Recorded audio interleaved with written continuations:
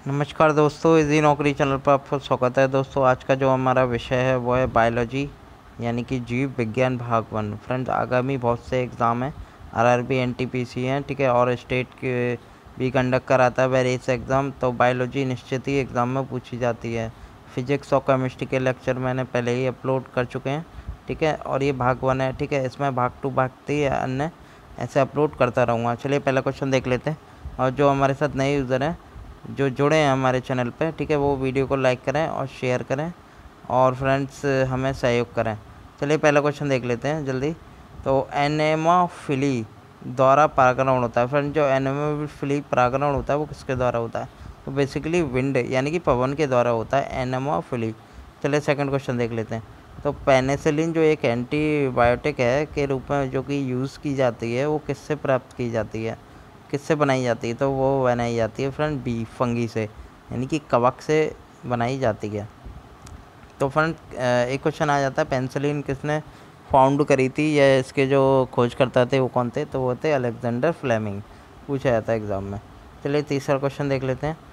Friend, जो जोड़ों में निम्नलिखित में से किसके कारण सूजन दर्द का कारण है गठिया के रूप में से एक होता है? जो आमतौर पे महिलाओं में, जो पुरुषों में जो गठिया का रोग हो जाता है, वो जो एसिड जम जाता है जोड़ों में, वो कौन सा एसिड होता है? तो वो होता है friend option D, uric acid. जमाव के कारण जो सूजन या दर्द का अभाव होता है फ्रेंड्स, वो गठिया के एक लक्षण है।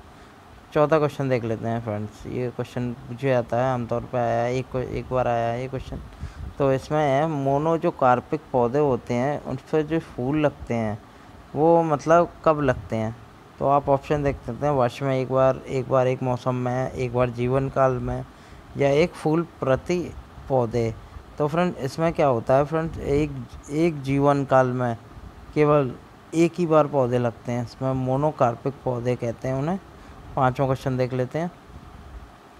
जो फ्रेंड टर्नर सिंड्रोम से प्रभावित क्रोमोसोम हो जाते हैं तो उनकी संख्या कितनी हो जाती है?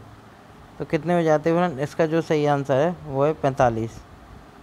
टर्नर सिंड्रोम से जो क्रोमोसोम की संख्या हो जाती है वो 45 हो जाती है। छठा क्वेश्चन देख लेते हैं। फ्रेंड, ये क्वेश्चन बहुत बार आता है एग्जाम में। ऑनर्थोफ्ली जो परागण होता है वो किसके माध्यम से होता है? पवन, कीड़े, पक्षी, पानी। ऑनर्थोफ्ली फ्रेंड्स, ऑनर्थोफ्ली ऑलवेज हम बर्ड्स यानी कि पक्षी के लिए यूज करते हैं।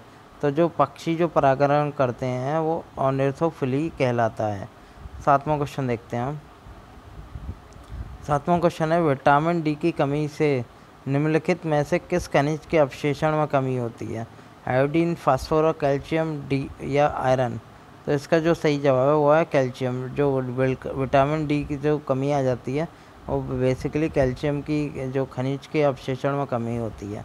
चलिए आठवां क्वेश्चन देख लेते हैं। तो फ्रेंड, जो B12 होता है विटामिन, उसे क्या इंगित करता है, मतलब क्या कहते हैं B12 को? नियासिन, पायरोडॉक्सिन, कोबलामाइन या थाइमिन। तो B12 को हम कहते हैं कोबलामाइन। सी ऑप्शन बिल्कुल सही है। नौवां क्वेश्चन देख लेते हैं फ्रेंड, होडोफोबिया निम्नलिखित में से किसका डर है? या होडोफोबिया किसे कहते हैं या किसका डर है? ठीक है, स्लीपिंग का, यात्रा का, ड्रग्स का, मवेशियों का। तो इसका जो सही आंसर है वो है यात्रा, ट्रैवलिंग फ्रेंड करने का डर होता है होडोफोबिया, ठीक है, उसे होडोफोबिया कहते हैं। 10th क्वेश्चन देख लेते हैं। तो फ्रेंड, बॉडी के कैल्शियम का कितना हिस्सा हड्डियों और दांतों में जमा होता है? तो कितना होता है? 94, 90, 96, 99%। कितना होता है? तो इसका जो सही जवाब है वो है 99%। बॉडी के कैल्शियम का 99% हिस्सा हड्डियों और दांतों में जमा होता है। चलिए 11वां क्वेश्चन देख लेते हैं। क्वेश्चन आता है ELP में पूछा गया, ग्रुप डी में कई बार आया था, ये इस बार भी पूछा गया था। तो जो RBC होती हैं, रेड ब्लड सेल, लाल रक्त कोशिका, उनका जीवन काल कितना होता है? 30, 40, 60, 80, 100, 120 या 160, 165 दिन। तो कितना होता है? तो इसका जो दिन होता है RBC का वो होता है 100 से 120 दिन के बीच इसका औसत जीवन होता है। चलिए 12वां क्वेश्चन देख लेते हैं। तो फ्रेंड, इनमें से कौन सा एक ह्यूमन क्रोमोसोम है या मानव गुणसूत्र है? 10, 16, 20, 21। तो कौन सा है फ्रेंड? इसका जो आंसर है वो है डी, 21 यानी कि क्रोमोसोम 21 जो होता है एक ह्यूमन क्रोमोसोम्स है। 13वां क्वेश्चन देख लेते हैं फ्रेंड। कोबाल्ट किस विटामिन का एक घटक है? तो कोबाल्ट किस में पाया जाता है, किस विटामिन में? तो वो पाया जाता है B12। याद रखिएगा, बहुत क्वेश्चन आता है। कोबाल्ट जो मिलता है हमें वो B12 में मिलता है, यानी कि ऑप्शन डी सही है। 14वां क्वेश्चन देख लेते हैं। काफ़ी इंपॉर्टेंट क्वेश्चन फ्रेंड्स। आपने ब्लड प्रेशर देखा होगा, रक्तचाप नपाया भी होगा। तो जैसे किसी नॉर्मल जो ब्लड प्रेशर होता है वो 120/80 होता है। तो इसमें जो 120 होता है वो किसको डिनोट करता है और जो 80 है वो किसको डिनोट करता है। बेसिकली क्वेश्चन यही है। तो फुल फॉर्म एक तरह की पूछी गई है। तो क्या होता है, तो चलिए मैं आंसर बता देता हूँ। तो इसका जो 120, जैसे नॉर्मल जो ब्लड प्रेशर होता है उसमें 120 जो दर्शाता है वो होता है सिस्टोलिक प्रेशर, और जो 80 जो दर्शाता है वो होता है डायस्टोलिक प्रेशर। ये फुल फॉर्म होती है इसकी, ठीक है। चलिए अगला क्वेश्चन देख लेते हैं। 15वां क्वेश्चन फ्रेंड, पौधों की पत्तियों के भीतर क्लोरोफिल कोशिकाएं सूर्य प्रकाश जो होता है निम्नलिखित तरंगों में से किसको अवशेषित करने के लिए पूरी तरह से अनुकूलित हैं, यानी कि सबसे ज़्यादा किस रंग को अवशेषित करते हैं। तो इसका जो सही आंसर है लाल और नीला को सबसे ज़्यादा जो जब प्रकाश संश्लेषण होता है सबसे ज़्यादा ऑब्जॉर्व करते हैं या अवशेषित करते हैं, ठीक है। 16वां क्वेश्चन देख लेते हैं। तो आपको 4 ऑप्शन दिए हैं। इसमें पूछा है कौन सा मेल नहीं खाता है। तो पहले penicillin Alexander Fleming, barometer Torricelli, x ray का W रोटिंगन, या पैराशूट का WH हरदरोज। तो फ्रेंड अभी मैंने ऊपर पेनिसिलिन का बताया था, किसने खोज करी थी, तो उसकी खोज करी थी अलेक्जेंडर फ्लेमिंग ने, यानी कि ये ऑप्शन सही है। जो बैरोमीटर है, बैरोमीटर क्या नापता है फ्रेंड्स, ये मुझे कमेंट में बताइएगा, ठीक है। ऐसे क्वेश्चन आपको बीच बीच में पूछा करूँगा, अगर आप पूरी वीडियो देख रहे हैं। तो बैरोमीटर का क्या यूज़ होता है मुझे कमेंट में बताइएगा, ठीक है। इसकी जो खोज करी थी वो टॉरिकेली ने, ये भी सही है, ठीक है।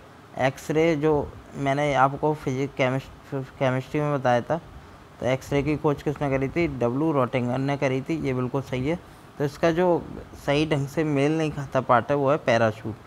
तो पैराशूट की जो स्थापना वो करी थी लुई लैन मोरेन ने, यानी कि जो पैराशूट की जो खोज करी गई WH हदरोज ने नहीं की थी, वो की थी लुई लैन मोरेन ने, ठीक है, याद रखिएगा। 17वां क्वेश्चन देख लेते हैं।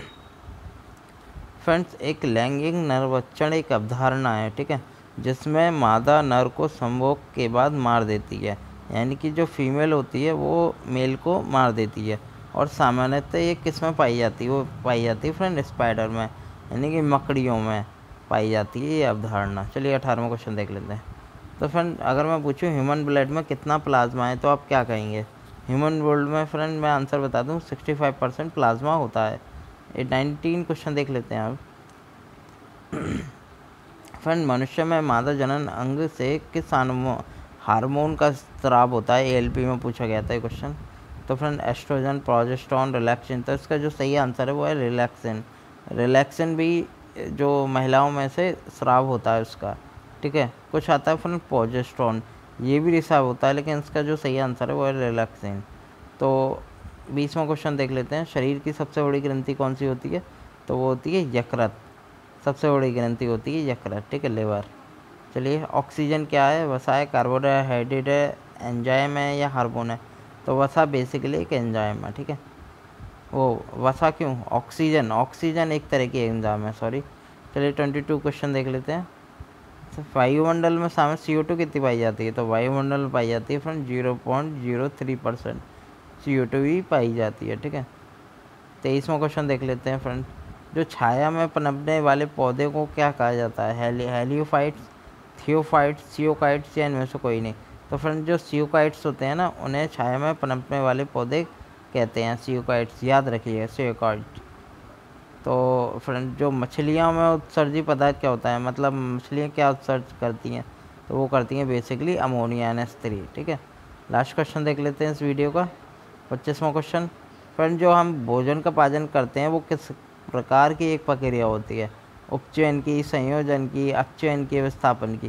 तो इसका जो सही आंसर है वो है उपचयन, यानी कि भोजन का जो पाचन है वो एक उपचयन क्रिया है, याद रखिएगा फ्रेंड्स। ये थे हमारे बायोलॉजी के MCQ। अन्य भाग में लेके आऊँगा अच्छे क्वेश्चनों के साथ। फ्रेंड्स हमारा साथ दें और वीडियो को लाइक करें और शेयर करें, जिससे हमें फ्रेंड्स फोर्स मिले कि हम और अच्छी आपके लिए वीडियो बना सकें।